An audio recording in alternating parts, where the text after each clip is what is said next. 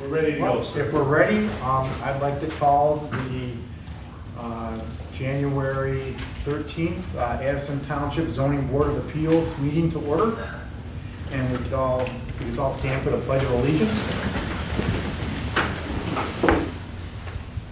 I pledge allegiance to the flag of the United States of America and to the republic for which it stands, one nation, under God, indivisible, with liberty and justice for all.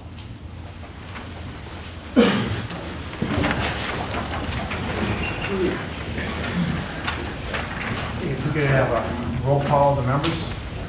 Chair DeWitt, Present. Vice Chair Smith. Here. Tony Spina. Here. Ed Brakefield. Here. Jay Sandler. Here. Bill Marshall. Here. And next would be approval of our agenda. Do we have a motion to approve the agenda? I'll make that motion. Support? I'll second the motion. We have, all in favor of approving the agenda, say aye. Aye. Opposed? Hearing the motion passes. Next would be the approval of the October 14th, 2021 minutes. I'll make that motion with the minutes if there's no problems. I second the motion. Okay. If we have a roll call vote on the approval of the minutes. Sorry.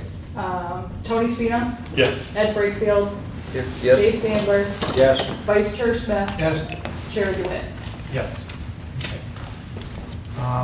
Before we get into our items for the night, our township attorney wants to explain some things and give a statement. Can you let me go first, Mr. Davis? Mr. Smith, that was the first thing I was going to do. Thank you, sir. My name is, members of the public, members of the ZBA who know me, my name is Robert Davis, I'm the township attorney. Our ZBA has a designated alternate sitting to my far left. Mr. Smith is a primary member of the ZBA, but Mr. Smith is a waterfront owner. And I thought for this evening, we would have the alternate be the voting member and Mr. Smith not be involved. I'm not saying he has a conflict. It's just a good time to use the alternate because Mr. Smith, you know, is a lakefront owner. So that's how we will proceed this evening. Mr. Smith, you can stay and listen to the hearings, or you can leave if you want. Thank you, sir. I'm very interested, but I think it's in the best interest of this case. Okay, so you want to depart? I will relinquish my voting on this particular case. Let's stay. But you're going to stay, right? I'm going to stay, yes, sir. I'm very interested. Okay, great. So I just wanted to give an introduction so the township knows. Once a year, we meet in this room and I train, I give a ZBA training because it's my humble opinion that the ZBA is the most judicial aspect of a township. It's the final sort of sounding board before the court system. So decisions of the ZBA, in my opinion, are very important and they require public hearings, and I think we have to take them very seriously. When I do my training, I always tell the ZBA members that one of their duties is to interpret the zoning ordinance, and yet we go years without having a request for a zoning interpretation. And I think they all would agree we haven't really had this particular type of an issue in quite some time. So I want to tell you from a matter of the state zoning act all the way down to our ordinance, this ZBA does have the authority to receive a petition from the fine folks who have used this fine attorney to submit a petition this evening, to have us look at an ordinance and say, what does it mean? How do we interpret what that means? And although we don't face that issue very often, we have two this evening. And so there will be two public hearings. We have to formally have a public hearing tonight on each case. But what I have talked to Attorney Linnell about is that the issues are very similar in each case. I think there's just a little bit of difference, and Mr. Linnell can adequately point that out. And I talked to the clerk earlier today for purposes of the minutes. if Mr. Linnell wishes to do his entire presentation after the first public hearing, he can adopt by reference the same argument or tweak it a little bit with respect to the second public hearing. So you don't have to say everything again. So what we would do procedurally is, we want to hear from the public, and that's the purpose of the public hearing. We want to hear from you, Mr. Linnell. You will have an uninterrupted opportunity to lay out what you think your presentation is and what you believe the ordinances need to be interpreted to say, and what you believe that interpretation is. We will have an opportunity for the board members to ask you questions about, well, what about this, what about that? And hopefully they will have some questions for you. This will be a two-meeting process because at this type of a hearing, the ZBA does have the right to motion and say, well, Mr. Davis, we would like to make a motion. We want your opinion on this. We want to be reminded about the rules of ordinance construction. How do we interpret the word shall? How do we interpret the word may? And then you can also make a motion if you want a planner's opinion on this. You're not bound by either opinion. This is your decision on how you interpret these ordinances. But I think in the past you've wanted input. And so at the next meeting, there would not be a continuation of the public hearing. There would just be a meeting where we come to a decision on the interpretation of the ordinance. So if you want to put that in perspective, this evening is the sounding board, the presentation, the public hearing. We want to hear from the public on this important issue. And at the next meeting, we'll get to a decision. So with that said, Mr. Chair, you can call the first case and do your procedures. And if I have to chime in, I'll chime in as necessary. Okay, thank you. Everybody good? Okay, great. And oh, by the way, if any member of the public, because we're going to be talking about two specific ordinances, if you want a copy of each ordinance, I have them right here. So you really didn't memorize it, did you? I did, but maybe there's something different. Okay. You're probably different. I like that one. Yes, sir. What I'm handing them are the two ordinances, fresh copies. All right, if anybody else wants them, they'll be sitting right here. All right, if we're ready, the first case before us tonight is for a public hearing is case 22-1. The applicant is Gerard and Jessica Roble. The parcel address is 70 Smith's Landing, parcel number 05.27.228.016. Case number is 21-002410-OM. Zoning for the parcel is residential -1 or R-1.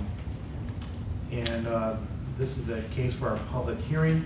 The applicant seeks an interpretation of the Township of Addison Code of Ordinances, Appendix A, Code of Ordinances, Article 13, Lake Lot District Overlay, and Chapter 74, Waterways.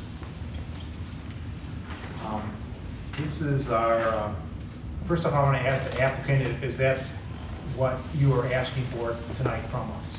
That's correct. Okay. That being said, this is our night for a public hearing. What we're going to do right now is we're going to have a motion to approve the opening of the public hearing, and members of the public are then able to come forward and make comments, statements, and open-ended questions that we are not going to answer to you if you ask them. After the public has had their say, we will then close the public hearing and then move towards the applicant to allow the applicant to address the board, and the board can then ask questions of the applicant.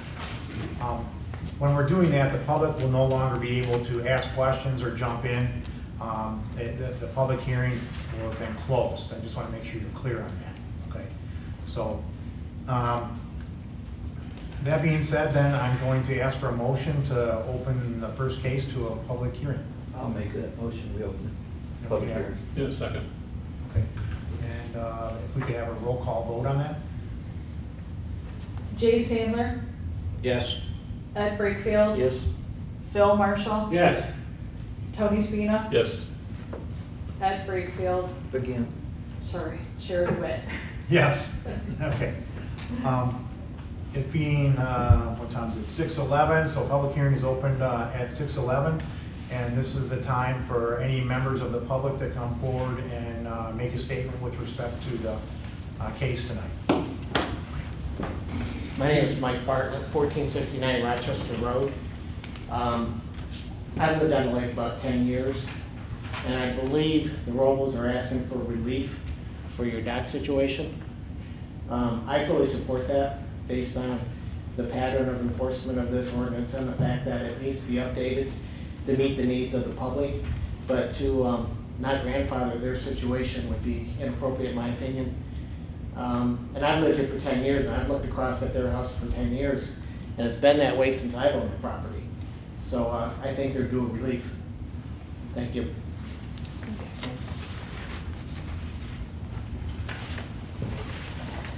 Scott Devereaux, 1280 Brewer Road. I've been a resident of Addison Township for more than 15 years. Used the lake for more than that.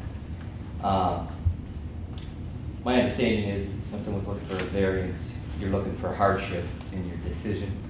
I would certainly say that if someone purchases a property that has a structure that is as is when they purchased it, no complaints from any neighbors, I would certainly say there is a hardship there if one is asked to modify that structure at their own cost, which would lower their property value relative to what they paid for that property, as well as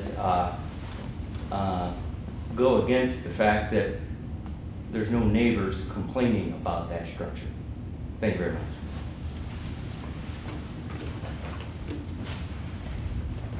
Is there any more, does anybody else want to make any more comments or propose some thoughts on the situation? Don't be shy. If anybody wants to make a comment, come forward now. Hello, everybody. My name is Michael Cardinal, 1517 Rochester Road. I've lived on Lake for over 30 years. Okay, and everybody knows what we're having an issue with all the docks and everything and all the, all the ordinances that, have been implemented to all the people to remove them and to change them, etc. And Mike here, he had submitted a plan to modify this ordinance right here, the one about the dock. And it was pretty good, proposal. And then when we went to propose it to, what board was that, Mike? It went to the township board who referred to the planning commission. Yeah, and they pretty much, hands down, just denied us a revision of this one here, which would have solved a lot of people's issues. The point I'm trying to say is, if all the people on the lake support a certain item like docks, and we get a majority to support that, isn't it the people that are on the lake that should be more concerned about, what we should have in front of our house and what we shouldn't have in front of our house? I'm just talking about the dock issue right now. And I don't think the township understands that. I mean, we all pay the taxes, and we all have, the housing there. We enjoy the lake, and we don't want nothing to happen to the lake either. But we also want to have freedom to control what kind of docks and how they're put in and what size they are and the configurations, etc. And sometimes I feel the township has control of it, not the people that live on the lake. So that upsets me a little bit. I just thought that we'd have a voice, the township would listen to the people on the lake, and we can make some changes if necessary. Thanks for your time. That's all I have to say.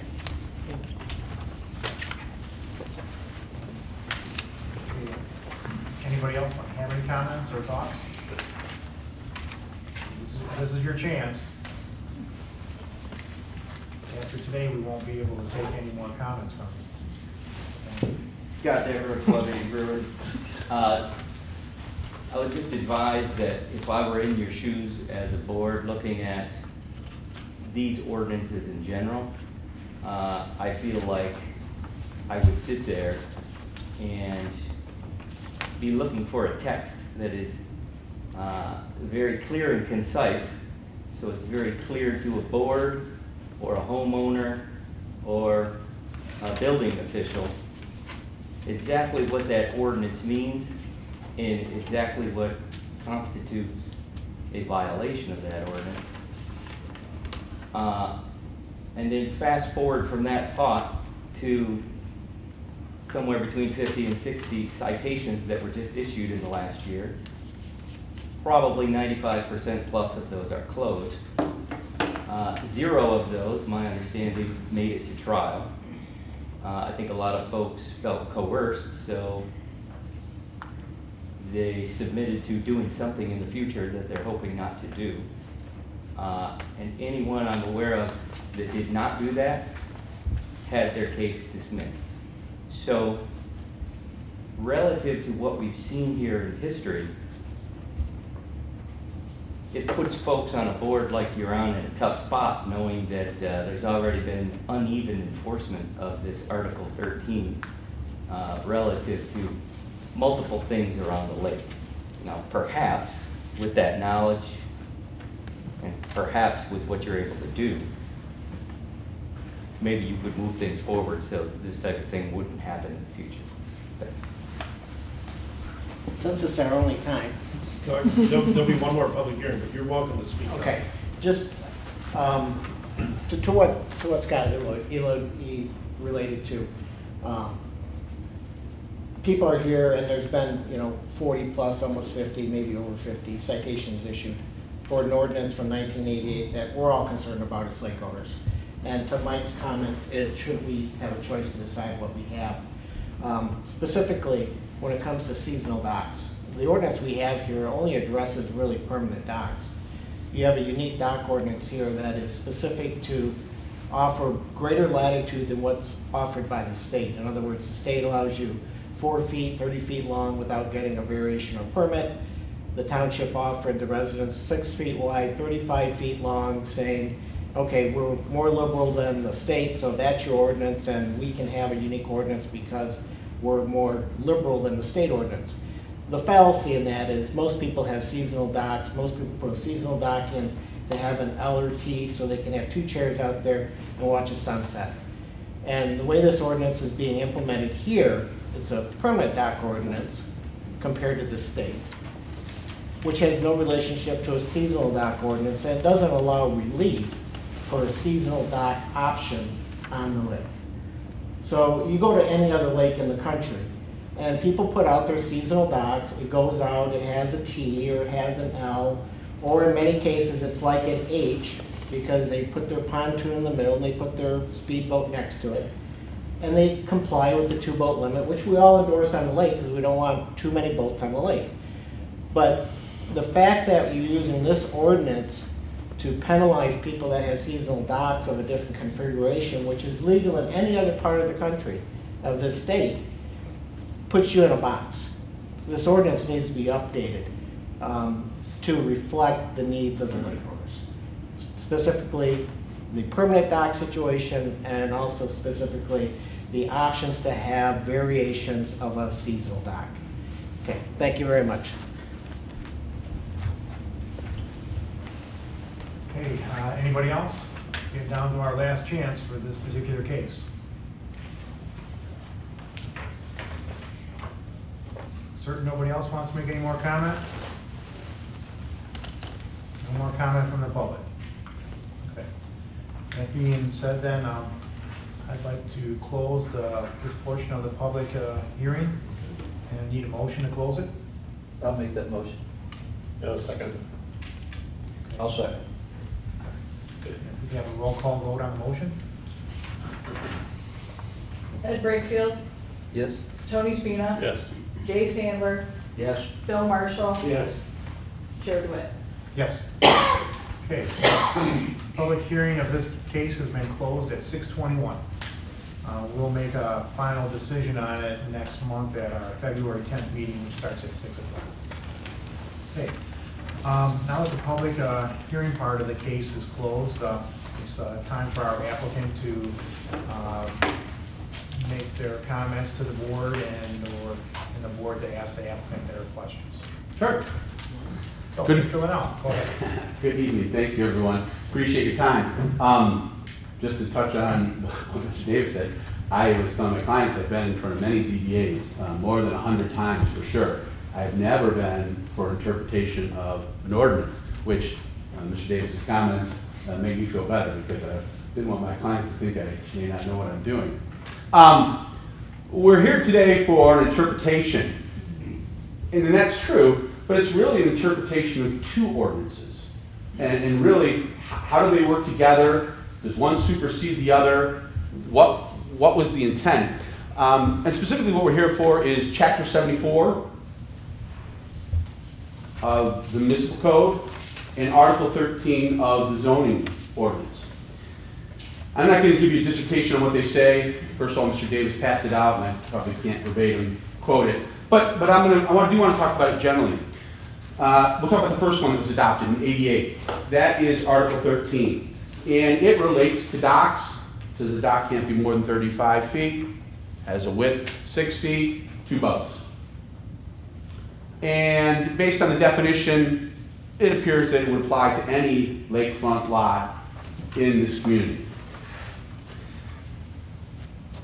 Chapter 74 was adopted the following year. Kind of interesting that they would be adopted so quickly. And when you read Chapter 74, it, I would say, refers to the same types of lots, riparian owners. It uses a little bit different definition, but it's effectively, from my reading, we're talking about the same exact types of properties. But it approaches it a little bit differently. It talks about the fact, it defines what a boat is for purposes of their limitations on boats. I believe it talks about 5 horse or more. It states that if a property is not at least 75 feet in frontage, as measured from the high water mark, which is the state definition of how they measure, if it wasn't created prior to the date that this ordinance was adopted, it's not allowed to have a boat for purposes of mooring or launching. Chapter 74 also talks about mooring and launching. It specifically talks about how much lineal feet a lot has. That makes sense to me because if someone has a bigger property, I wouldn't say they get to have a more intense use, but they use is commensurate with the size of the property. That seems to make sense to me. It specifically talks about you have to have 75 feet if you have an additional increment of 75 feet. Not additional of 75, but 150. Then you're allowed another boat. And yes, that allows for more intense use, but it doesn't say per 75 feet you get 2 boats. The original 75 feet gets you the 2 boats. And then increments thereupon. And what it does is it puts my client in a unique situation. They have over 600 feet of frontage. I believe it approaches 650 feet of frontage. And if you look at Article 13, as they were previously cited, and I would say to the credit of the township, this issue came about when we looked at the ordinances. It took some time. They were very cooperative. They certainly weren't rolling over by any means, but as far as working with us to try and understand it. And when this issue came about, you were nice enough, the township was nice enough to afford us this opportunity. And the issue being that if you read Chapter 74, Chapter 74 would say, per increment of 75 feet, I wasn't a math major, which is why I'm an attorney, but there's a lot of increments of 75 feet in my client's frontage. He'd be able to have numerous boats, according to Chapter 74. If you relied on Article 13, you'd say, well, maybe you can have a lot of boats, but you can only have this one dock, can't be longer than 35 feet. Now, I'm not an inland lake expert. I have a house on an inland lake. I grew up on one. I have a boat. I'm going to tell you in my research, an average inland boat is 20 to 22 feet. I actually think it's getting longer because of wakeboard boats. I don't want to bring that up. That's probably not the best subject. But the point being, on a 35-foot dock, you got 2 boats. That's it. You're not going to have 3 boats on that. You know, there's talk about configuration, and at least the interpretation that's been put forward to myself and to other people that receive tickets is 1 linear dock. 1 linear dock will accommodate those 2 boats I'm not even gonna talk about the depth, because that's a separate issue, but presumably 2 boats. So my client could have potentially 9 boats, and I'm not here to say he would ever do that. That's not the case. But if you look at the math of it, that one dock would never accommodate it.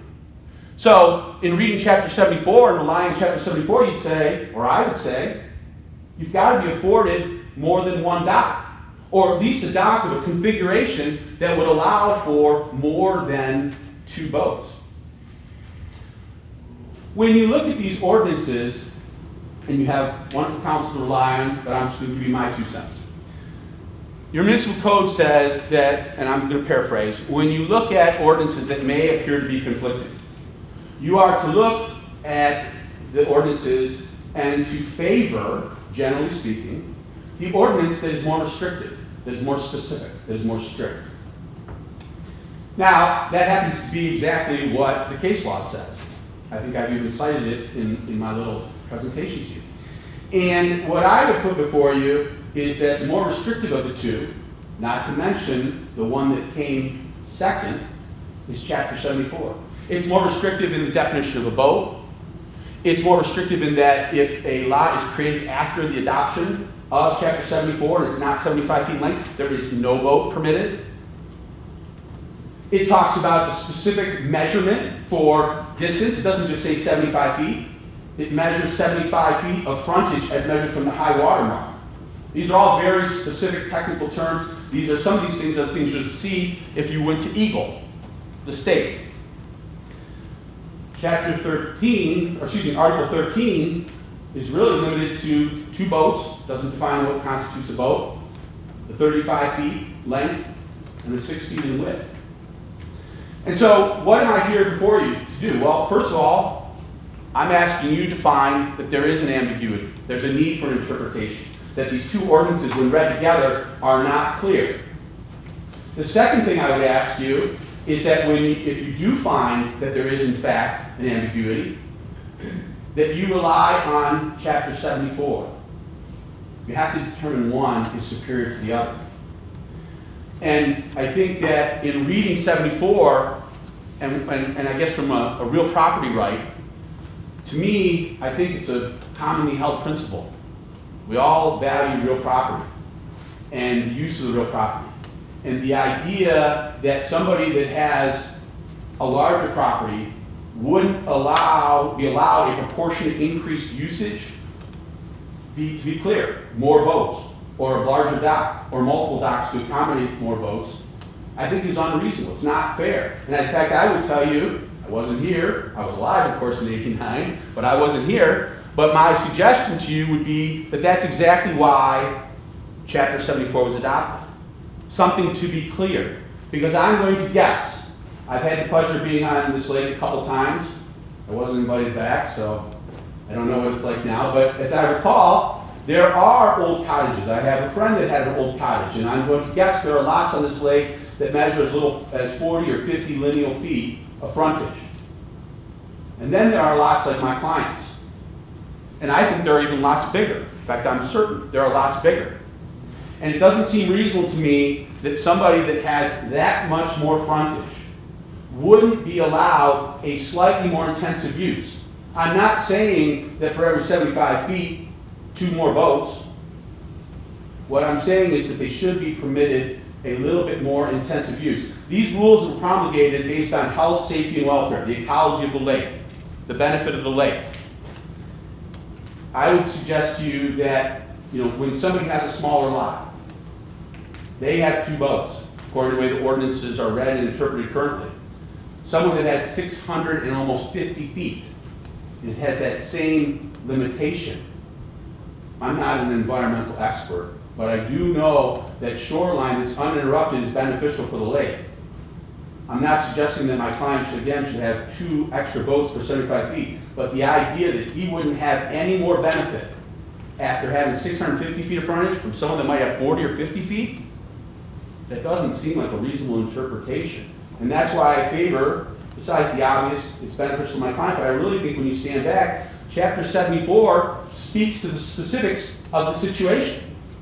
And I'm not here to argue against Article 13. There were comments raised, but I would say this. Article 13, I believe, is somewhat problematic, and I know no one here was part of it. But I think it's problematic, and the reason I would say it's problematic, and this relates to Chapter 74, is it's problematic because it doesn't relate to the specific conditions of any particular real piece of property.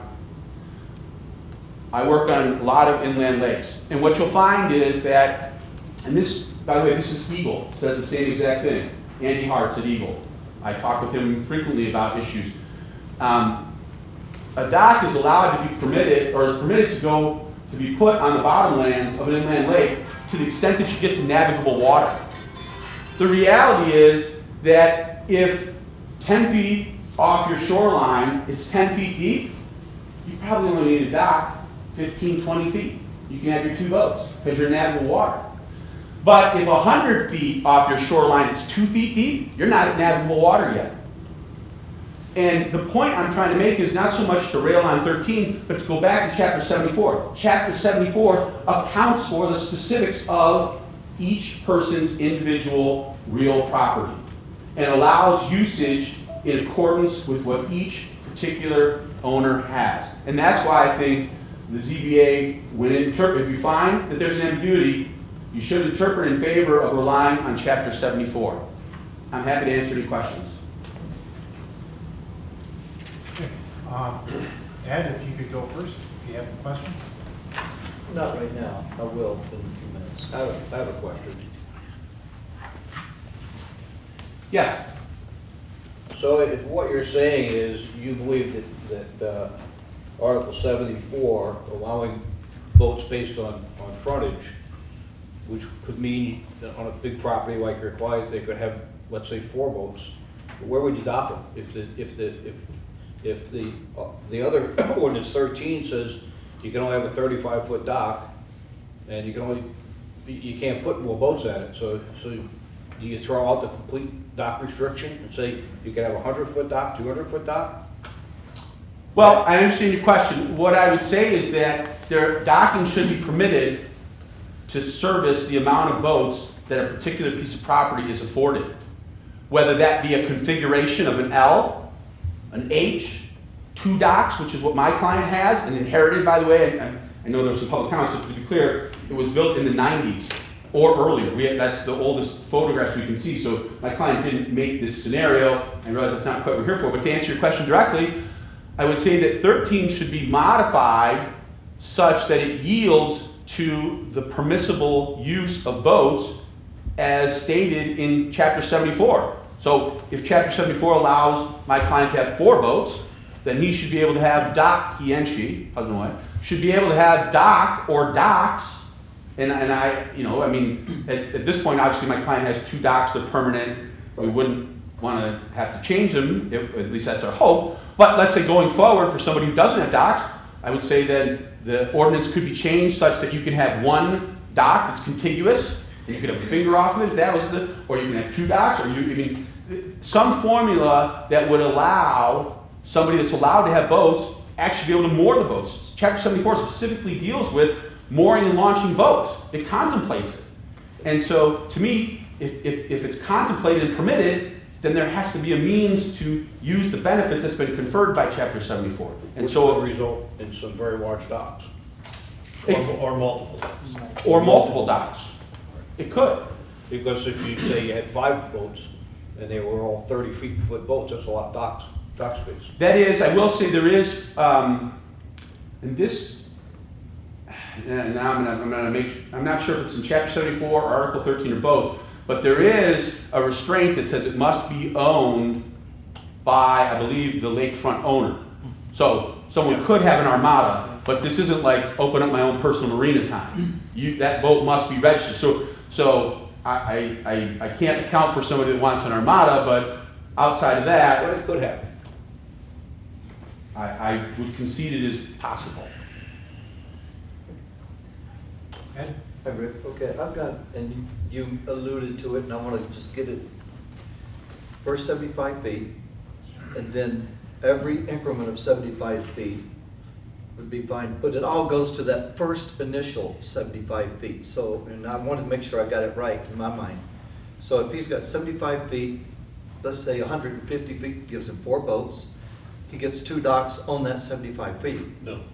I think Okay, it gives them 3 votes.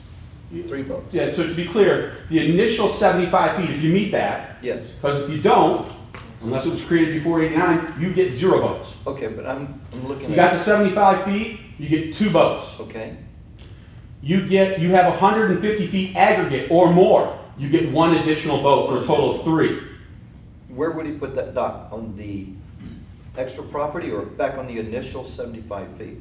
Well, this is one parcel, but I think I understand your question. We put it someplace else. The ordinance doesn't speak to that. I can tell you my client's docks are, I don't want to say they're side by side, but they're close such that I haven't been to my client's house, but generally I believe you would park a boat on one side of the dock, in between the 2 docks, and then the outside of the dock. So you have sort of 3 in a row, like soldier course kind of. Okay, good, thank you. That got me.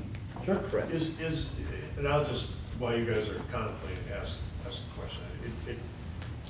Mr. Linnell, and I've known Mr. Linnell for a long time, I've known Andy Hartz even longer, who's been with our state for a long time, a very, very nice and wise individual. I think as part of what you're saying is that really this section of 74, and let's be clear on what it says, it really does say if your frontage is greater, so if you have more than 75 feet, so let's call this my water's edge here, and I have 75 feet. When I go above that 75 feet, I can take 1 additional boat, right? Maybe launch and or docked for each 75 of continuous frontage in excess of the initial 75. So really you start, let's pretend this is 75, you start looking at those increments of 75. And it says that for each 75, you can launch and dock another boat. But what Mr. Linnell is pointing out is that on the first dock, we've capped it at 35 feet, which really houses 2 boats of moderate length. So part of your argument might be that 13 has really rendered 75 meaningless, because 13 makes 74 impossible. And that therein lies the ambiguity. I think that's the heart of your argument, is that how can we have an ordinance that says you can keep having another boat every time you have 75 foot or more frontage, but we're restricting you to 1 35-foot dock. So I think the question here is, how do you resolve those two is why we're here, which I think is a very, very important issue that we need to look at closely, because I think it's very important. But I can tell you in general, what Mr. Linnell said, that when you look at ordinances, you do look to the more specific to be controlling. You look at the word shall as meaning mandatory. You look at the word may, which is part of 74, as being permissive. You may do this. And then you look at the word and as being conjunctive. You look at or as being in the alternative. You look to words that are defined to have their meaning. If a word is not defined, you afford it its plain dictionary meaning. So here, you know, one of the issues you have to grapple with, and I'll turn it back over to you, is that 74-36B does what I just said. It says every time you have another 75 feet, you can dock another boat. So I don't know math either. I don't know mechanics either. I don't know how to fix anything.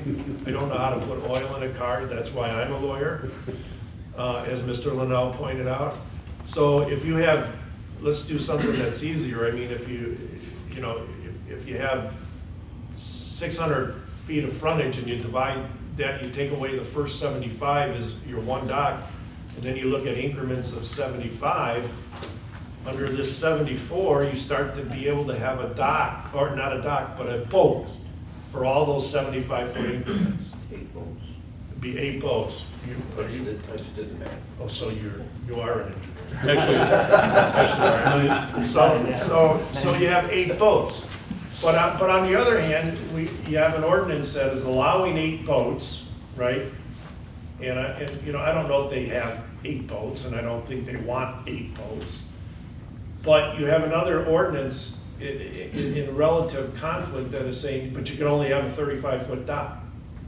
So what is the meaning of having 8 boats if the other ordinance only allows a 35-foot dock? And with that, I'll be quiet, because I think I'm just trying to work with you. I don't think I'm saying anything different than what you're saying. no, And in if fact, I've contradicted your argument, please let me know, but I'm trying to spell it out a little in easy terms, so we all know what we're grappling with here. And I'm giving you some rules of construction, more specific ordinances, control over more general ordinances. And I'm giving you how you play with the words, so. I just wanted to thank Bob for clarifying what questions I was asking, and I Yeah, couldn't. because I think you were asking the right question, you were focused on the right question, but this is, and I urge you, let's just take a look at it right now while they're communicating. If you look at 74-36B, right, that's probably the operative provision here. If the continuous length of a separate frontage, so let's stop there. The continuous length of a separate frontage, to me that means one lot, separate frontage, okay, is greater than 75 feet. One additional boat, so now you have one, so you're already allowed 2, right? One 35-foot dock, 6 feet wide, 2 boats. If the continuous length of a separate frontage, you have to, you can't, by the way, the other rule of construction, you can leave no word behind. Okay, you're not allowed to avoid a word so that you can make it read the way you want to. You as a ZBA, number one, you're not here to rewrite this ordinance. You're here to interpret the ordinance as is. So you can't leave any words behind. Is greater than 75 feet, one additional boat may, permissive. They don't have to go out and get 9 boats. Nobody's telling you gotta go buy 9 boats. You may be launched and or docked. Okay, so now they're using the word dock for each 75 feet of continuous frontage in excess of the initial 75 feet. That's probably the operative sentence that you need to look at and balance against 13, which allows for 1 dock. So what's being raised here is, why would you have an ordinance in one provision that allows for these extra boats for those who are in a position to own 600 feet of frontage, which is a lot of nice frontage? Why would you have an ordinance that allows more boats if you're not going to accommodate the docking? And with that, I think I've summarized Breakfield's question and most of your argument. So let's debate this. okay, my turn, Yes, Yeah, Tony's turn. Tony. my turn. And I'm gonna go through a little bit of history first. Most people, I think, realize that Oakland County does an aerial survey of the entire county periodically, going back to 1940. Those photographs are available online on the Oakland County Property Gateway. Anybody can look at them, they're free to look at. You can print small copies, this size copy, free. Based on the Oakland County Property Gateway, there was 1 dock on this property in 1963 and then also in 1974. Both of those dates, the dock was in a different place than the docks are right now. There was no dock in 1980. There was 1 dock in 1990 in the eastern of the 2 locations that today's docks are in. The easternmost of those 2 docks, there was 1 in 1990. And there were 2 docks, the current 2 docks, in 1997 through today. The Robles acquired this property in 2019, so there's no question about grandfathering or anything like that, because it sort of doesn't predate 1988.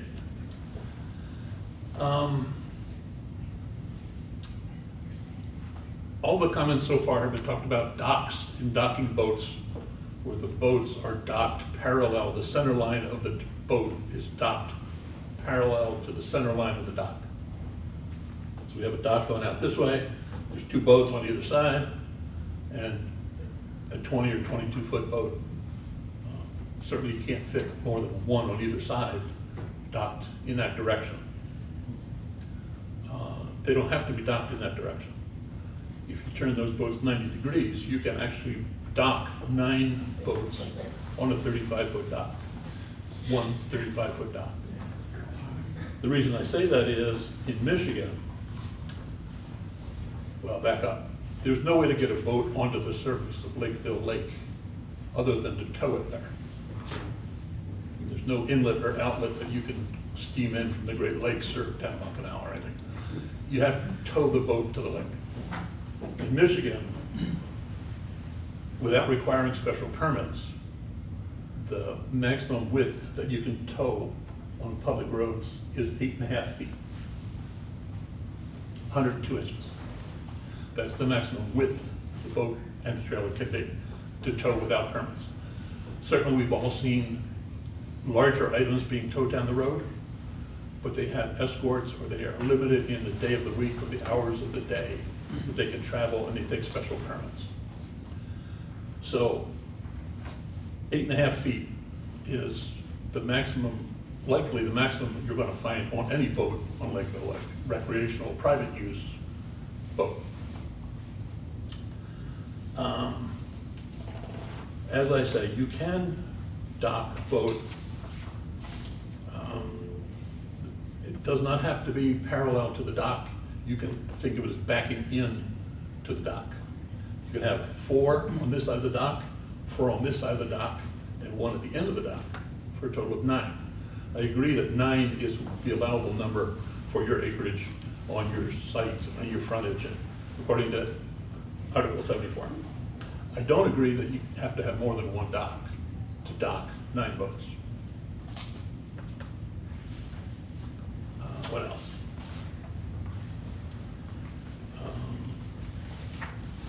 That's it for this minute.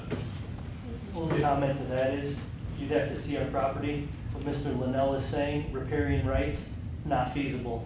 We have a wetland surrounding the, you said easter dock, westerly dock. That's all very shallow water, not feasible. Plus you bring into a safety factor of how to load and unload the boats. If you only have the 6 foot, everyone's loading from the front. How are you mooring it? How are you getting off the shoreline? How are you getting around your boats? We're in a cove. You'd have to see it from those aerials. They were set out of the waterway, so they're not in the way of all the other boating. We're hidden in the cove. It's protected. So we still are not feasible to do what you're saying. Okay, I don't agree or disagree with that. Okay, that's fair. I'm just making a point. Yeah, I hear you based on linear footage and But I have seen other 8 foot wide marinas boats. where boats are in fact docked square or backed into using a piling or a pennant. Someone used the term pennant Deep for a into the telephone water, pole exactly. stuck in the ground that you can back through and tie to, whatever, okay. It's been done. Well, I'm saying, just our property is not conducive to it. Well, one of I the don't know about reasons that. we have two meetings on this is we allow our ZBA to hear what you're saying. And somebody like Mr. Spina could go look, right? You Oh, absolutely. Yeah. Okay. Come on over. Just had a thought, it went away, sorry. Well, if I may, I'm sorry. Go ahead. If I may suggest, at least, you know, I represent some marine owners, and what you typically see, I have seen that with it, you back in and coming forward, but then you see fingers coming off so people can get in on the side of the boats, because most boats are designed to come in from the side. But presumably you could avoid that, although depending on the type of boat, it makes it quite precarious and challenging. And I'm not a math major, but by your calculations, you would literally be packed like sardines, not where boats could move in and out from each other. And I think what I'd also point out for consideration is that Chapter 74 was adopted after Article 13. If it were the reverse, then potentially, your comments could, at least from my standpoint, well, maybe they intended that, but because of the order, I would say that 74 being adopted afterwards, I don't think it was the, at least from my point of view, I don't think it was the intent that, yes, we understand you get more boats, but we still want to limit you on the length of dock and the amount of docks and the width of docks, and you just get all the boats in because you use 9 boats. And you sound like you know math, I don't. But I know of lots on the lake that are bigger. And so then what happens? And it doesn't seem reasonable to me that an ordinance would be adopted to say, well, really you can only have 9 boats because that's what a dock will afford. You have 1,000 feet, you would get 15 boats. I don't know if that's quite right. But the point being that the dock would correspond to what is permitted to be used is at least what I would put forward for your consideration. And if I made one other comment, and my client started to allude to it, and that is that there's a requirement that the shoreline be left natural. And if my client wasn't afforded a second dock or a lengthier dock, then theoretically you could have boats, you'd have to beach them. But the shoreline is to be left in its natural state, which makes that very difficult, not to mention the difficulty of trying to beach a motorized boat, especially pontoon boat, maybe, inboard, et cetera. So I would just put that for your consideration. I'm good. Okay. Just to- Well, hang on a second, just one more thing that came back to me. At one time, this current one property was 3 properties. It was 3 pieces that were combined. A solution may be, if that was to be to split into 2, the zoning is 1 acre minimum, you have about 3 acres. If you were to take your property, split it in 2, then each of those 2 would be more than 75 feet and be able to have its own dock. I believe that was ticketed as well for a neighbor right across the street here, because there is no building or home on the property. He had issues for that as well, and that was a ticket. Okay, I'm not aware that the home or property or people living there is a Our requirement. 1 acre where you're talking, where the natural strip is vacant, and there's no intent at this time to put a building or a home on that, and I thought that was another addendum or issue Okay, with that. I'm not Mr. Davis aware would probably that that know. was a restriction. If it is, then that Just idea. that, no, I appreciate it. Okay. There was an idea I had as well, and then I heard that. I would Well, also, you could always let your wife have the main house, the main lot. Yeah, well, We could build you a small Only shack. 15 years in, the Mr. point Davis. was to keep the property as is and Okay. not try to. Well, Ed, before we get to Ed, I want to make sure, Mr. Marshall, do you have any questions or comments for the applicant? No, not at this present time. Okay, great, go ahead. Okay, a point of clarification, Mike, you mentioned if a person parked their boat, docked it in the ground, the ordinance was you keep the shoreline natural. The ordinance was only on the measurement, you keep it natural, nothing else. I'm reading it right here. Moreover, the measurement shall be made only along natural shoreline and shall not include any man-made channel, lagoon, or channel. It didn't say you couldn't park a boat there, it just believe said a there's a s- measurement based on that. Number 5, well, right? let's make sure we're referencing. 13.5, I believe. Okay, we're not looking at 13 right now, we're looking at 74. Well, I think we're looking at At both? both. Yeah, I think We're looking at the interplay. Yeah, you know. Okay, so we're kind of bouncing Yeah, back. and sorry. forth. Yeah, sorry about that. Okay, I got it. Yeah. Number 5? Okay. Yeah, and that old, You couldn't clear the land to walk your boats. right, it's 13. it's natural. it's natural. So 1403, where are we at? I'm at 17 again. Help. Where have I got it? No, yeah, it's the page that precedes this. I know, I'm looking for it. Which Where are section we you at looking here? for, I'll Al? find it, Mike. What are you looking for? 03. Here. I've got 74, I'm hanging on. I'm 4. coming your way. I've got it. It's sitting right here beside us. Okay. So Ed, you're looking at 13.031, right? Yes. So let's do what we did before, let's parse that language, if you want to indulge. Lake lot zone for single-family residential, that's this lot, right?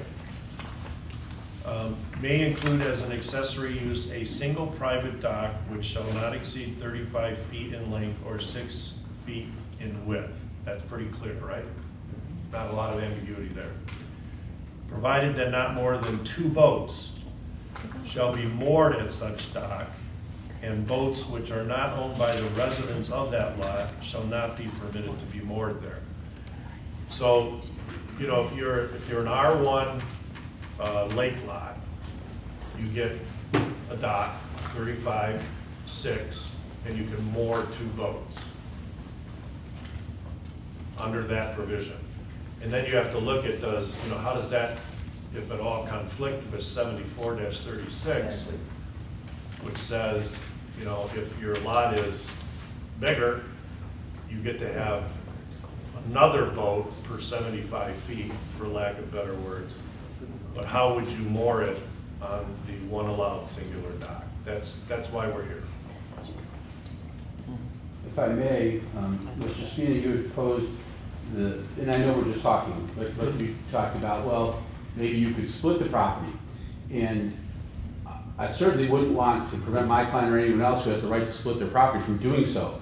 But based on the genesis of the various ordinances we're talking about today, the Chapter 74 and Article 13, I believe they were promulgated to protect the health, safety, and welfare, focused really on the lake itself. And so I would think that you wouldn't want any ordinances that might foster the idea of splitting property to create another household, because even if my client had 3 boats, 5 boats, 6 boats, presumably, and I'm not going to make any definitive representation, but they're his.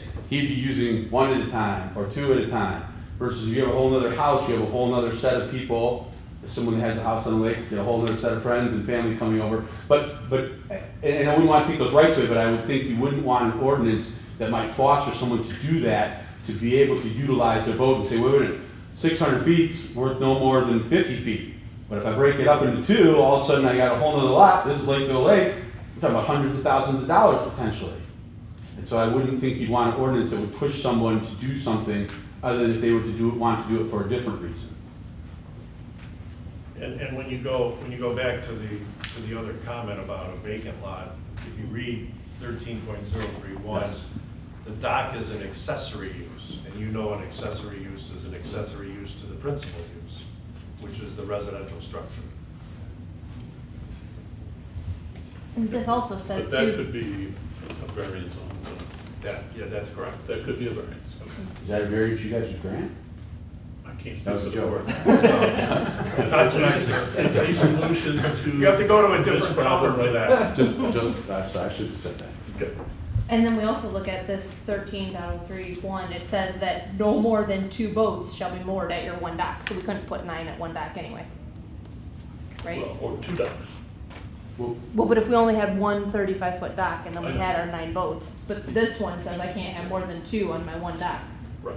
Right, so what she's pointing out is that the concept of 74-36 giving you more boats, this one conflicts because you can still only moor 2. Okay. And I guess, That's why we're here. you said the magic word, conflict. I don't see any ambiguity at all between these 2 parts of the right. They directly conflict. They're not ambiguous, they conflict. One says one thing, one says the other thing. And there's no way to interpret, at least speaking Yeah, for myself, and- there's no way that I'm gonna interpret those 2 things. It's like saying 4 equals 11. How do you interpret that? There's no way. Unfortunately, I So, think you're in a so position where you you're have to. raising a good point, and I'll give you another rule of construction. You're talking like you're in your 5th year of law school.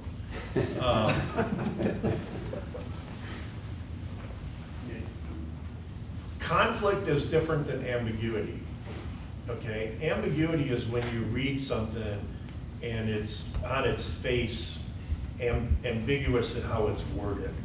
What you're pointing out, in your opinion, is that there's no problem with the wording of either of these ordinances. And I tend to agree with you when I read them. When I read 13.031 as you read it, and I think it's clear. I don't find ambiguity in 13.031. When I read 74-36B, I don't find any ambiguity in what it says. what you're saying is that there's no ambiguity, there's a conflict. And what Mr. Linnell had pointed out earlier was in a lot of body of case law, when you have conflicting provisions, there are a couple different rules. You look to the one that's the most specific as being controlling over the one that's more general, and B, you look at the latest in time to be more controlling. So what did the township do later than, would be more of their intent than earlier? There's an old, and people, maybe this will be interesting for everybody, but in your wills and in your estate planning, there's a rule of construction that says if there's a conflict in a term in your estate plan, the one that's closest to your signature controls. Right? Yeah. I don't know if anyone knows that, but I had the unfortunate experience of learning that. I just been reading 74 again, I had an interesting interpretation that you would point out looking at the words. Okay? In 74, it says, it talks about frontage of greater than 75 feet, one additional boat may be launched or docked. The word launched is interesting here.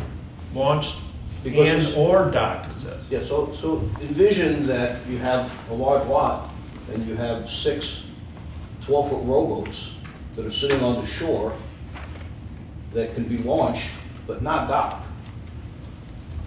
So That's interesting. there's a possibility when you think of the bait shop, where they have, a whole bunch of 12-foot rowboats that are all lined up on shore, right? And I can remember back when I was young, and today we think of boats as 18, 20-foot power boats, but maybe when this was written, not that long ago, maybe they were thinking about somebody having a number of 12-foot fishing boats, rowboats. We will never know. And in that case, you in fact could launch a number of boats off a property, but not have to have dock space for them. Yeah, and that's a great observation, and it goes, Didn't say what kind of boats they are. and then unfortunately it says launched and or docked. So it gives you both the conjunctive and the alternative. Some could be docked, some could be launched. Right, yeah. So- Interesting observation. Just thought it, saw a different spin on how it was worded there. And it does say, I used to work at a bait shop, and I can't remember, I was thinking if I could think of it, but I believe in 74 it talks about the definition of a boat being a boat with a motor of 5 horse or more. And the bait shop that I worked at, I'm trying to remember if they were 5 horse or not. I didn't see that in here, but it may, I believe it's part of 74, it gives a definition for boat. It's I might be not in- conflating with 13, but with one of them, it talks about the definition of boat, and I thought it was 74.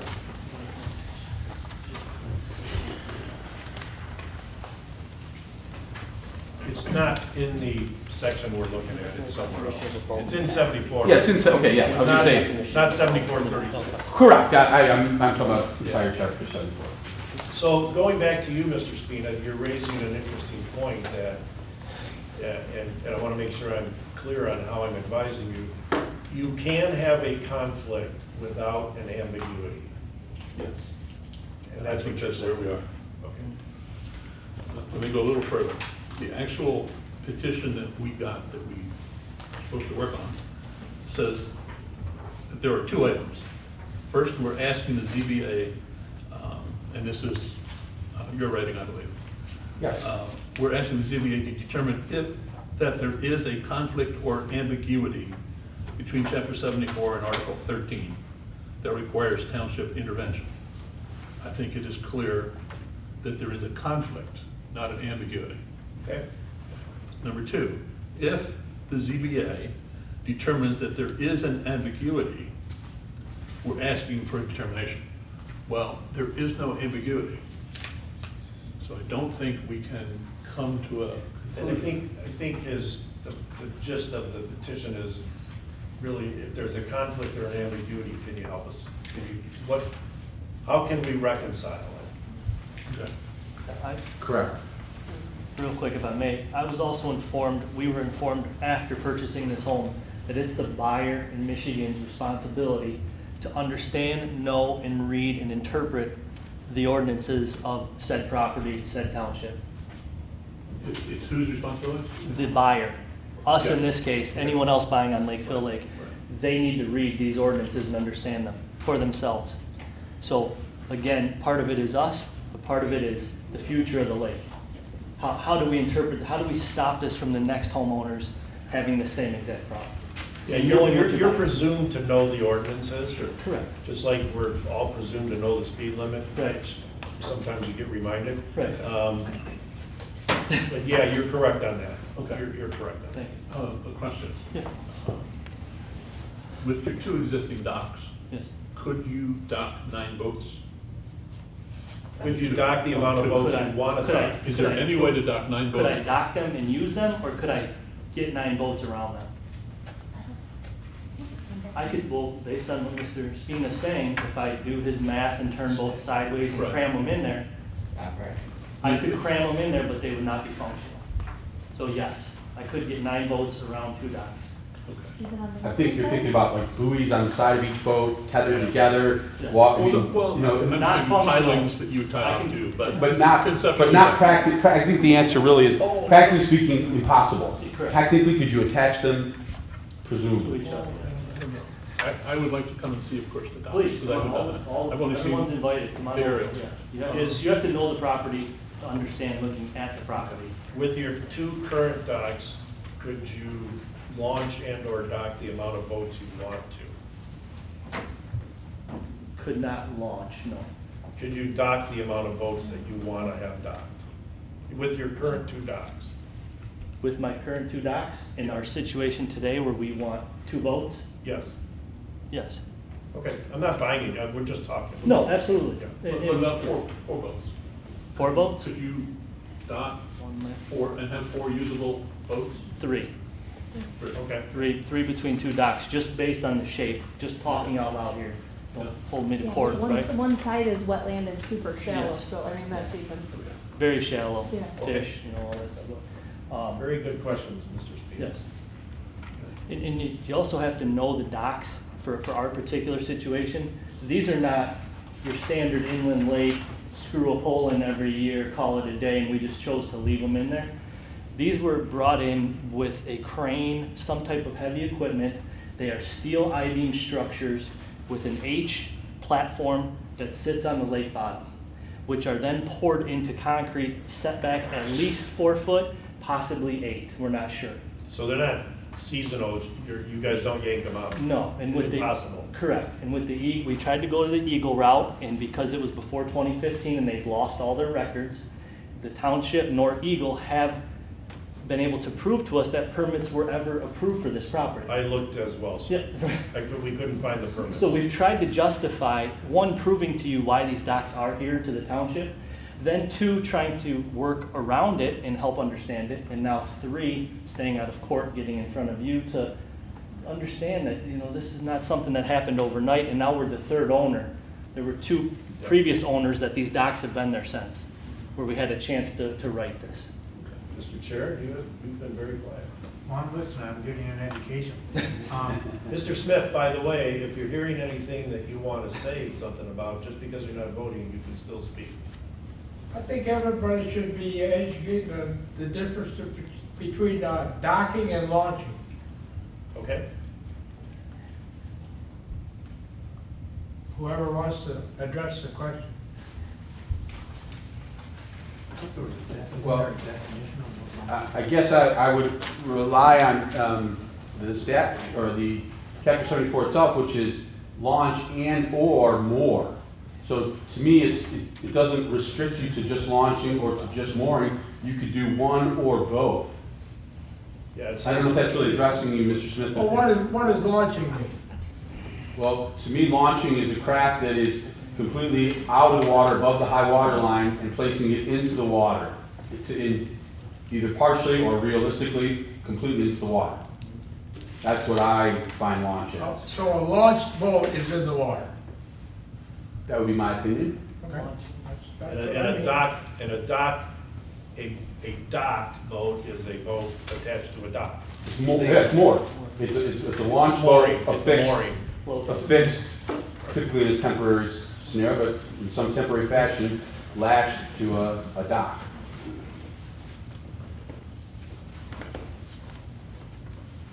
So does, according to the ordinance, do all boats have to be docked or can some be launched?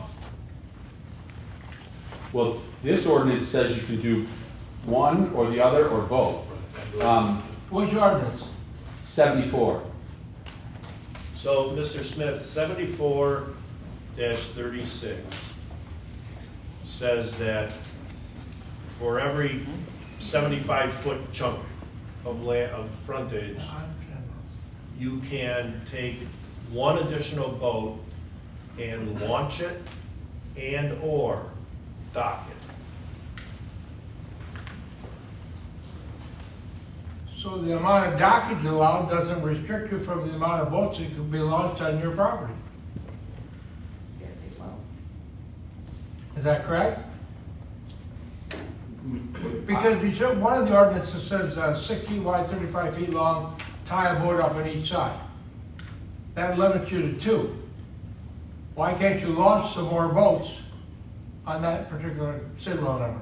So this could mean you have a launch ramp that you can launch boats from, but not dock them. Okay? Well, That's build a good. launch, you better go see any parts. You're Yeah, not you're gonna not get a launch without that. No, And that's a probably good, the- that's a I'm sure the good, that's a good municipality. point, Mr. Smith. That's a good wording point. They're also geographically, right, you also have to be able to do that. Now, 400 feet of our frontage, give or take, has a 15-foot drop to the lake. It's physically impossible. Maybe a rowboat, a longboat, could throw it down there, sure. An 8.5-foot by 24-foot long pontoon on a trailer, you're throwing it off a cliff, right? Yeah. So again, the property is not conducive. Maybe 200 feet of the frontage, not 450 of it. We're just referring to where I'm with you. where it's written for an ambiguous property of so many feet. Absolutely, I'm with you. That you could be a very flat property and have a little dirt launch ramp, you could back a trailer in and you could launch boats all day. Yeah, there's a couple out here. Thank you. Thank you, Mr. Smith. Have any more questions or comments from the board to the applicant or vice versa? Mr. Chair, do you have any questions? I have none. It seemed like we've narrowed our issues down to where it's understandable. Okay, well, one thing is clear, I think we need to direct these two articles back to the township to get them to not conflict with each other.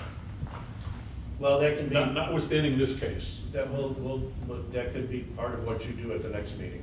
right, that certainly needs to happen so that we don't do this again. Thank you. So if you guys are done with your questions on this matter, and I apologize, we still have to open and close the public hearing on the second matter, but I don't think we have to go through this whole discussion again on the second matter. Madam Minute Taker, you may hear that the lawyer will have some more to say on the second matter, but will adopt by reference all the arguments made in this first hearing. Would that be all right, sir? Because I think there's quite an overlap between you both applicants have significant frontage. Both applicants are asking for generally the same interpretation. Okay, I have one more question before we get off of You this. can, as many as you want. Thank you. Working on my 6th year law degree. You said earlier that with your current docks, you could dock 4 usable boats. Three. Okay, but you were allowed 9, according to that one. If 9 was to be the number, would you come and ask for more docks? Do you ever see yourself asking for additional docks? I think that the answer to the question is, what does the ordinance permit? I mean, practically speaking, I think my clients already made clear that they don't have intentions on 9 boats, but I don't think we'd want to put on the record, and I don't think it's really what's before you as far as would we want to limit to 3, to 4.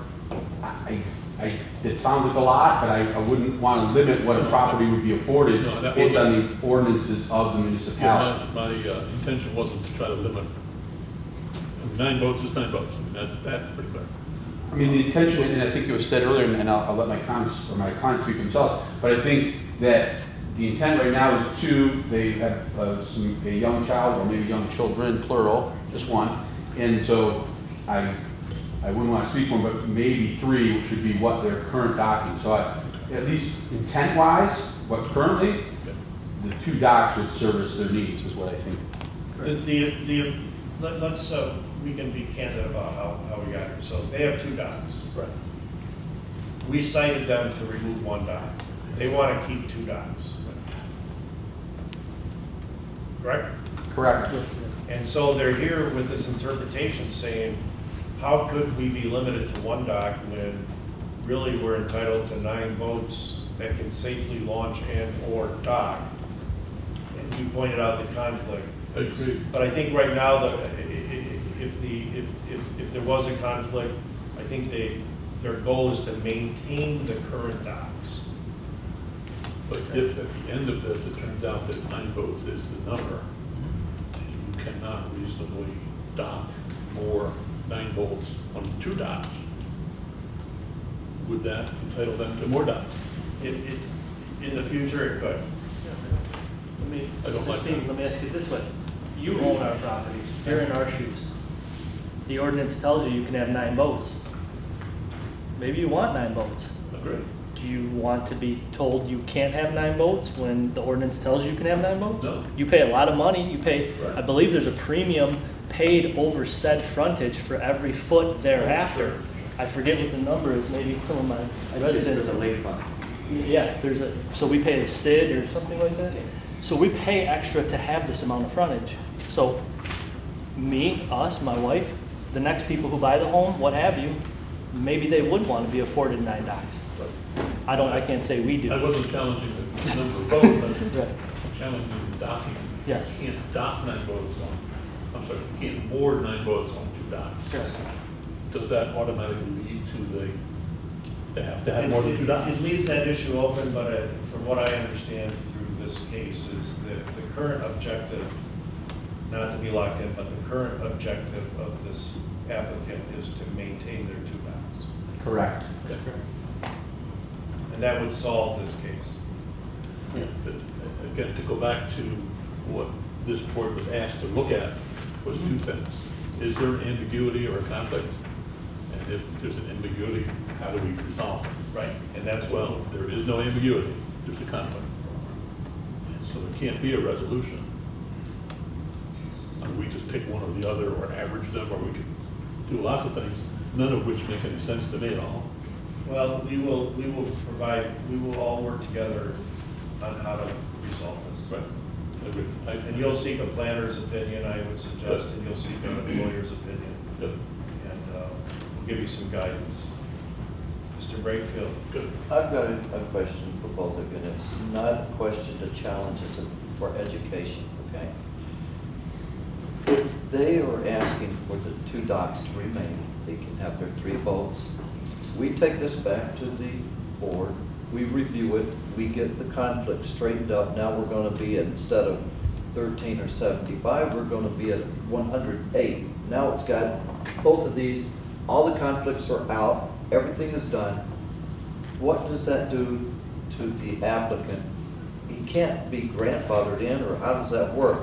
If we change the ordinance that could hurt them, It would be great, but then we grandfather in, right? Is that how, Well, I just want to know. Right now, they're entitled to the benefit of the ordinance as written. Mhm. So we have to fashion, if we can, some relief based on the way the ordinance is written through an interpretation. And we will work through that. Thank you. I just didn't know. Yeah. Going forward is a different issue. If as amply pointed out by the applicant, if you want buyers, if you expect a buyer of new property in Addison to be on notice of the ordinances, it would be nice if they didn't have conflicts. Yeah, exactly. I think that's kind of what you said. Well said, yeah, thank you. Okay. All right, so I think we're concluding, we're finished for case 1, so we can move on to case 2. We would now open, yes. Okay. All right, so. Mr. Linnell, don't sit down. I will not. All right, the next item on the agenda is case number 22-2, public hearing on that case. The applicant is Sean and Lisa Cox. Are they here? Mr. Cox is in the audience. Okay. Parcel address is 925 Cove. Parcel number is 05.27.102.001. It's case number 21-002712-OM. Zoning is suburban farms. Public hearing, and the applicant seeks an interpretation of the Township of Addison Code of Ordinances, Appendix A, Code of Ordinance, Article 13, Lake Lot District Overlay, and Chapter 74, Waterways. And this is our public hearing portion of the case. And I need a motion to open the public hearing. I'll make that motion. And if we can have a roll call vote on the motion, please. Ed Brakefield, Yes? Tony Spina. Yes. Jay Sandler, Yes. Phil Marshall, Yes. Chair DeWitt. Yes. A public hearing on case 22-2 is open at 7:22. Are there any members in the public who want to address this particular application? Now's your chance to say something in addition to what you may have said before. Yeah, I'll speak up. James Osterelli, 15 Annandale. I believe his citation is reference to shape, and I just wanted to speak on that, or just give my interpretation of how I've looked at the ordinance for shape. So in 13.03.1, it says that we're allowed a single private dock which shall not exceed 35 feet in length or 6 feet in width. I believe the interpretation of this has been that it should be straight with no L's or anything breaking off. However, 35 feet in length is a unit of measure and 6 feet of width is a unit of measure, and it doesn't dictate orientation or geometrical shape. So I think that might be something to consider when you're looking at the interpretation of that. That's a good point. Lee Bartlett, 1469 Rochester. I'd like to echo the opinion of my predecessor here about shape and the desire of the lake owners to have this reviewed for consideration for L's and T's to allow recreational use of the lake as it is intended. I'd also like to point out that in previous meetings I've attended, I was told by the Addison Township Board that boats had to be parked perpendicular to the shoreline. You couldn't have a dock and pull your boats in this way, that it had to be perpendicular to the shoreline. That's why the interpretation is that you need additional walkways to park a third boat. You know, it's not that you get 35 feet and you can park them in this way, parallel to the shoreline. In the state of Michigan, I believe they wanted you perpendicular, and that was for emergency services, what I was told. So consideration about when you think about people pulling in sideways, I was told that wasn't allowed in Michigan, not the intent. So just for your own due diligence and research.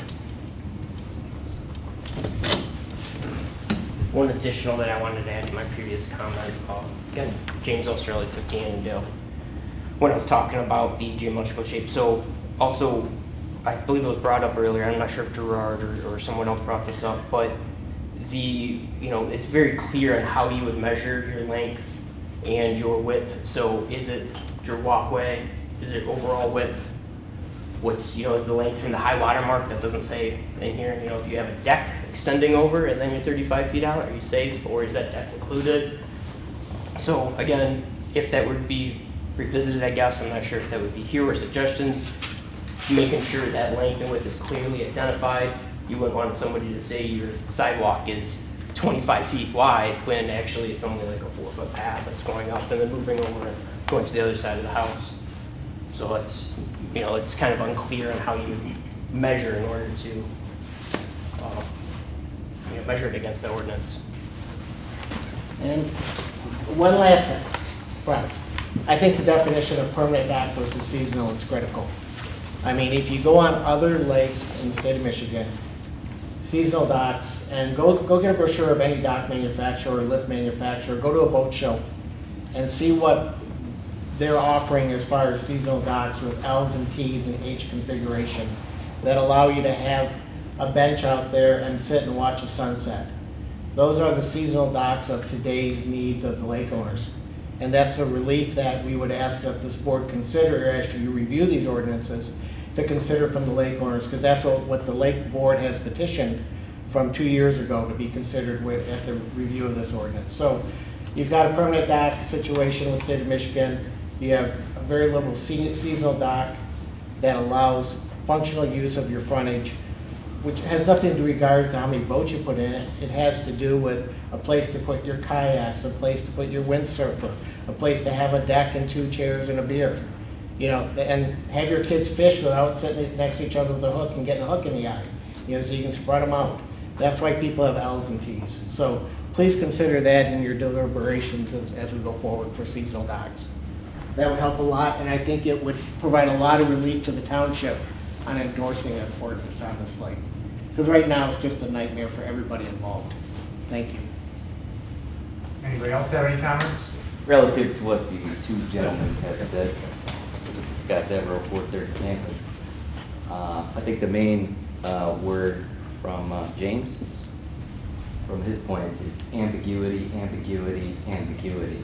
And we're paying a guy who's one of the 2 guys in the room with a suit and tie on, Mr. Davis, to be here with our tax line. The other guy with the tie on, I think he's getting paid to be here too. What about the guy in the back? I'm just hanging out. Suspicious. Again, empathizing with folks in your shoes, deliberating on this as you will in the next month, I would request that you spend some time, not much, because it's a very short piece of the United States 14th Amendment, Section 1, that no one shall be deprived of property. So, where does that lead relative to this? That does lead relative to this township in general, from what will be told at the township office, and what I was told by Mr. Davis's colleague, that the grandfathered nonconformity expires upon transfer of the property, which, please do your own homework on that. I believe that that is completely false. A grandfathered nonconformity runs with the land, and the only way to get rid of a grandfathered nonconformity is that a property owner, on their own volition, must show intent to abandon. So there's plenty of case law. A boat house gets taken down by ice in the winter and it's completely in the water. Michigan homeowner wants a permit to rebuild it, they get rejected. It goes to the Court of Appeals, it gets kicked back. Why? They did not show intent to abandon. Plenty of case law all over the country, 14th Amendment, grandfathered nonconformities run with the land, they go forever. They never, why? Because this is America and we like our property rights. The only way to get rid of a grandfathered nonconformity again is not by a property transfer. Don't let folks tell you that, do your own homework. So I would be interested in what proof beyond a shadow of a doubt with any of these cases that they were not grandfathered. I haven't heard that it's been proven that they were not grandfathered, first of all. I do know that there are cases, many of them, of the 50-plus citations that were handed out. The citations were kind of machine gunned out. Plenty of them were grandfathered and dropped. Also relative to the ambiguous, with capital letters, point about the shape interpretation that is nowhere written in the ordinance, I am positive that cases have already been dropped that were admittedly not grandfathered but had L-shaped docks. So again, empathizing with you all, you're sitting there with a challenge with the knowledge of the facts that there is a very clear, uneven application of this ordinance at this time. Thank you. Anybody else in the public audience that wants to make a comment? Okay, sir. Jim O'Kane, 90 Annandale. Mr. Davis, we point out that the assignment here for this zoning board of appeals is to interpret the rules as they're stated here, right? There's certainly conflict. I don't know what the process is to work through in a change to the laws or the ordinance with respect to how docks are allowed, restricted on Lake Mill Lake. There's clearly some conflict, and that's obvious in reading these. You can't apply them both, and there's a need for some change. You're not empowered to make a change in this board. That's got to be done someplace else, right? I think that's what you've said, Mr. Willis, right? And then to council over here, you repeatedly talk about being moored. Moored is something different than being docked. Docked can be tied to a dock. I have personally been involved where we have docked multiple docks, one boat off of another, right? And that's an interpretation, right? But you see it go to Port Huron before the Mackinac race. You can walk across the river on the boats, right? There's a lot of different ways to dock a boat, but we're talking about docking boats, not mooring boats. A boat can be moored on a buoy. It can be moored on an anchor. It can be tied to the shore. But in this case, the word here, we're here to interpret what's already written, not rewrite what is here. That's another process that belongs someplace else. Be happy to engage in that. We can't do it today.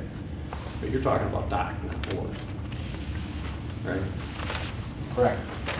Then you also said something I thought also very interesting, is we all need to move forward from what we have here, and maybe some ordinances that are more appropriate, navigable, right? I know that there are many places on the lake where 35-foot dock would not give you a navigable place to dock a boat, whether you had 75 feet, 100 feet, 600 feet, whatever it is. Maybe you need 40 or 45 feet just to get deep enough to get a boat in the hoist. Right? So there's a need for change. This isn't the place to make the change. This is the place to make a decision about a couple of specific situations. In the case of my neighbor here, he's got two docks that have been there a long time. Is it possible that you can say, okay, we're not going to go to 9 boats and 9 docks, but we can conclude that 2 docks is appropriate. Maybe even say, Mr. Roble, 2 docks, you can have 3 boats. That's what we will allow in ruling from this board, because there's conflict. None of these rules both cannot be applied at the same time. They do not agree with one another. That's a sign that there's change. But I'd also go looking for a way to help homeowners here in such a way to give them some relief. Not complete relief. I don't think he's asking for 9 boats. I don't think he's asking for 8 docks. I think he'd just like to have 3 boats and not have to go to the expense of tearing out a dock that's clearly been there and is there, ice resistant, etc. I don't know, maybe we can talk offline, or we can reach a point where we understand what the process is to change the rules. They're in conflict. They need to be revised. The conflict needs to be resolved. This board can't do that, but maybe you can set some limits that allow these people to maintain what is pretty reasonable, what they have with regards to their use of the lake. And we can take the need to revise ordinances that are clearly in conflict to a more appropriate form and try to update these in a way that makes them more usable, more appropriate, easier to interpret, and not in conflict with one another. Scott again. This gentleman brings up a good point. Mooring, we can get mooring balls and more boats to those. So at this time, he could do the math, I could do the math. Folks that got 3,000 foot plus feet of frontage could do the math. They can moor that many boats now based on the 75-foot increment example Mr. Davis was showing. That's actually, I would say, not in conflict and not ambiguous at this moment. I think folks could agree on that. But what's interesting is, I don't see anybody doing that. I could. Mr. Roble could. Yeah, there's folks with near 4,000 foot of frontage, they could too. Why don't I and why haven't they? Most folks don't really like having one boat, let alone 3 or 5 or 20. And in addition to the challenge you've got with clear ambiguities as well as conflicts, we've already got a completely other section of the ordinance that clearly states, don't run a marina. It just says it's gotta be, I believe the exact words are something to the effect of a lake resident. So I could probably moor boats of other folks that are lake residents in front of my house if I wanted to. I think that's actually quite clear. So that ordinance right there holds anyone from letting all their buddies and anyone who will pay them from running a small marina. Relative to the property rights point, I wouldn't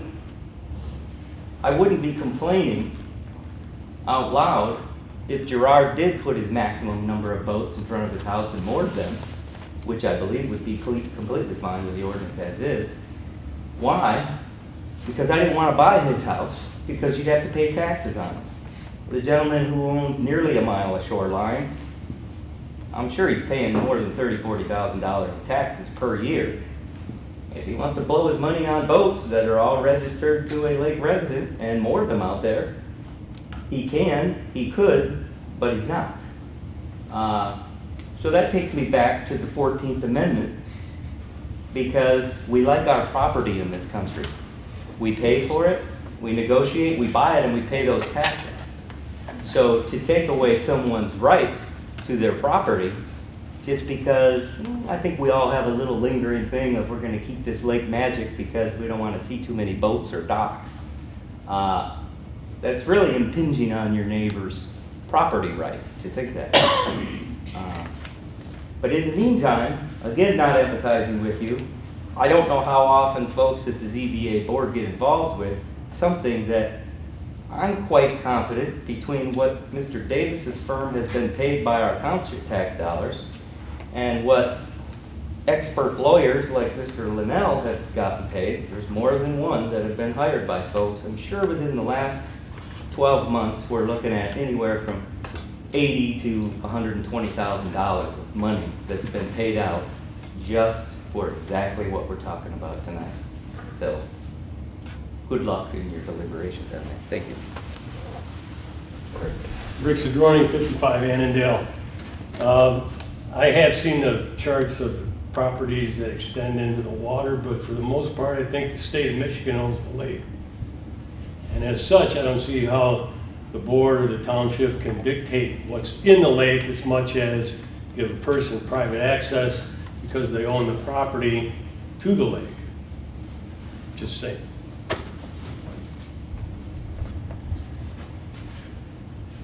Okay, anybody else want to make any more comments? Anybody else different? Have a It goes different to the idea? speed limit too.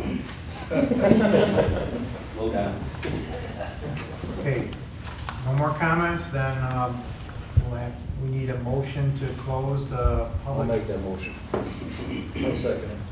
Okay, if we have a roll call on the motion to close the public hearing? Ed Brightfield, Yes. Tony Spina, Yes. Jay Sandler, Yes. Bill Marshall. Yes. Chair DeWitt. Yes. Okay, public hearing is closed at 7:40, and we'll be back here next month to. We're on the second case, and Mr. Linnell, again, you don't have to repeat your entire argument, but you certainly are here to advocate for your second client. Well, if I may, I'd like to adopt the argument that I presented in the previous case of Mr. Roble with some additional facts, if I may.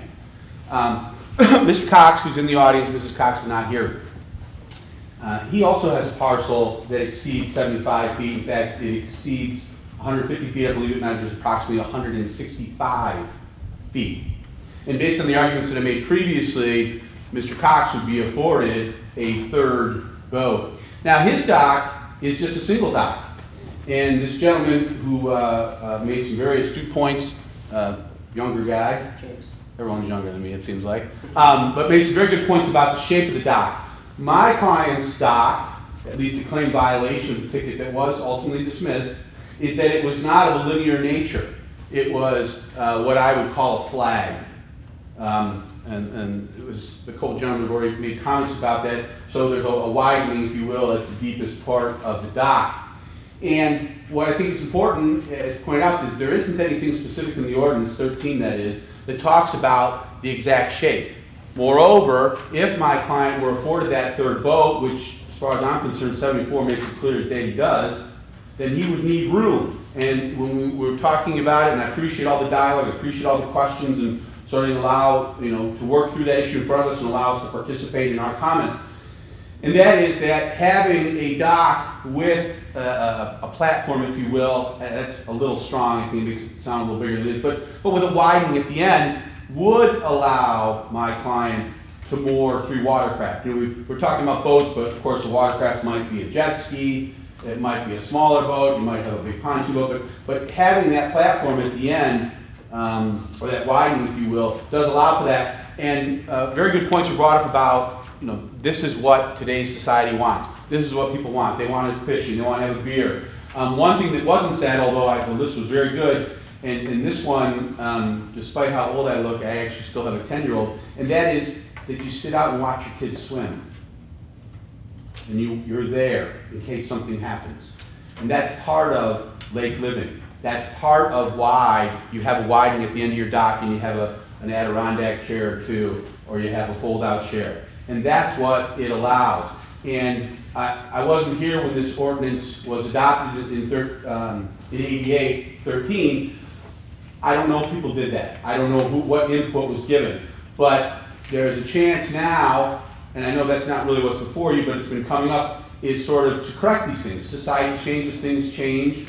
In fact, I would argue that's part of why Chapter 74 was adopted, post 13, because there need, you say, oh, well, we didn't think about that, or that wasn't dealt with. And so that's really, again, there's a lot of crossover between Mr. Cox and Mr. Roble, but it's slightly different. One other thing that I want to make sure I bring to your attention is that Mr. Cox's property, he is actually in a cove of a bay. And I think that's significant because why were these ordinances adopted? Talks about the promulgation of health, safety, and welfare. Those are the touchstones of all ordinances. And it is, and I've only seen areas, I haven't been to Mr. Cox's house, but being in a cove of a bay, what that translates to is you're not in the waterway, you're not in traffic. And so I think that at least one of the reasons for the limitation on the length of the boat is not interfering with navigable water. And I can tell you from the aerials, and I've looked at them many times and zoomed in, it is my strong belief that the dock he has, especially with it being widened, does not interfere with the health, safety, and welfare of anybody trying to navigate the lake. And as I already said, that widening does lend itself to a third boat, which Chapter 74 would permit. I don't know if you have questions for me. We'll start with Mr. Marshall. Do you have any questions, Phil? Phil, do you have any questions of the applicant? No. No questions for me. Mr. Brakefield? I'm set, thank you. Mr. Spino? I always have questions. One of the things that's different between this appeal and the previous appeal is that this property is in a condominium association. And the drawings that were sent along with the appeal show that this property has actually no frontage. It's in a condo association, a large area. There are 4 homes in that condominium group, but none of those 4 properties have lakefront frontage. Here's the picture that was sent with the claim. May I? Sure. This is their home, that's their dock.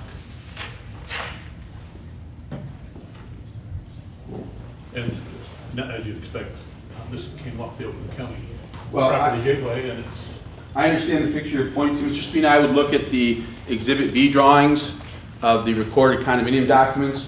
I don't have those with me. I wasn't prepared for that question, but I'm happy to provide them to you. But each of the units is provided lakefront and is considered a riparian right. It is, it's my understanding that it is not a common element to the co-owners of the association, that they have individual specific frontage. and that would have been my question to Mr. Davis.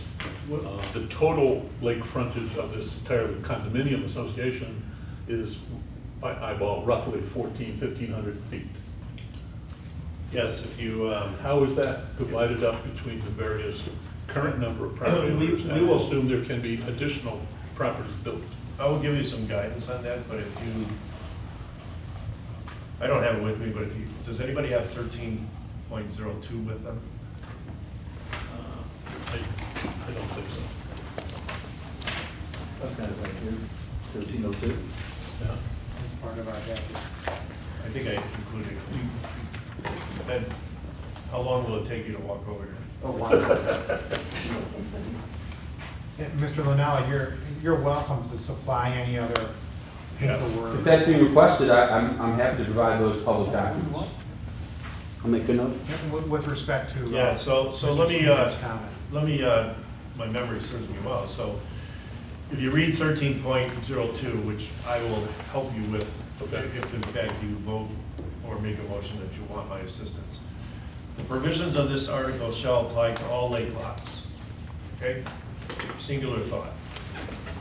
And all lots having access to a lake regardless of whether such access is by easement, common fee ownership, single fee ownership, condominium, or otherwise.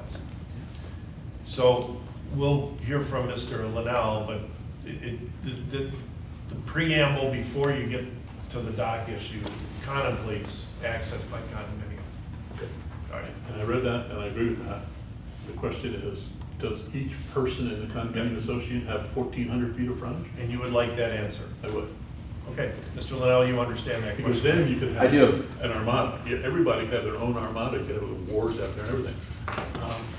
What does Armada mean? I don't know, it's a cool Am I word. behind the times? I think it's an old word. You're not old enough. Means you don't know where Armada is. I've been to the Armada truck bowl and track bowl. What's an Armada? A fleet of ships. Fleet, yeah, King has an armada, I don't know. I can see that fleet coming up. So my first question is, That's a lot to keep it. what exactly, Okay, we'll, Mr. Linnell will supply that. That's I will. Move Mr. Smith and Davis to talk about that. I have no questions. Anybody else on the board have any more questions or comments? Or